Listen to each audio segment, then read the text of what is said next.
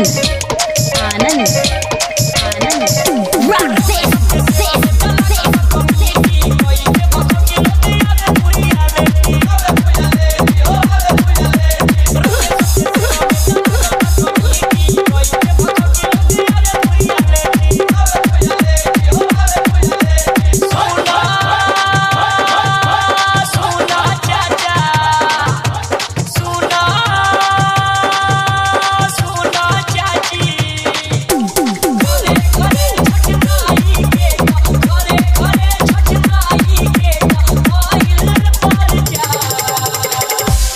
श्रद्धालुओं और व्रतियों से निवेदन है कि अर्घ का टाइम हो चुका है, अर्घ देने की तैयारी कर लें। भीड़ बाटे बोरिया, भीड़ बाटे बोरिया, भैया भीड़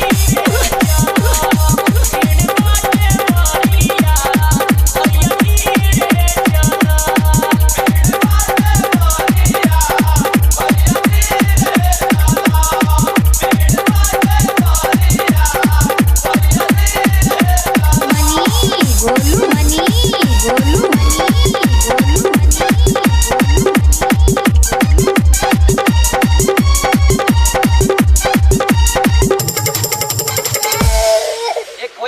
हमारी कमेटी में आया हुआ है, जिन सज्जन का हो आकर अपने बच्चे को ले जाएं।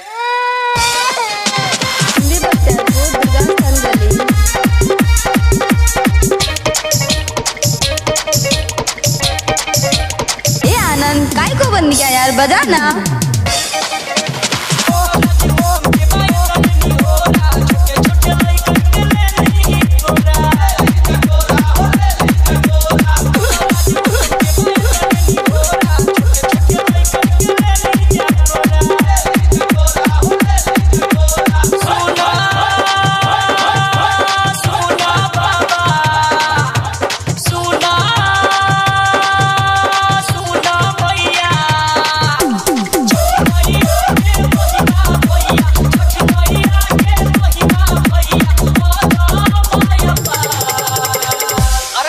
माँ के व्रतियों से निवेदन है कि पानी में ज्यादा आगे ना जाए, आगे गड्ढा है, खतरा हो सकता है।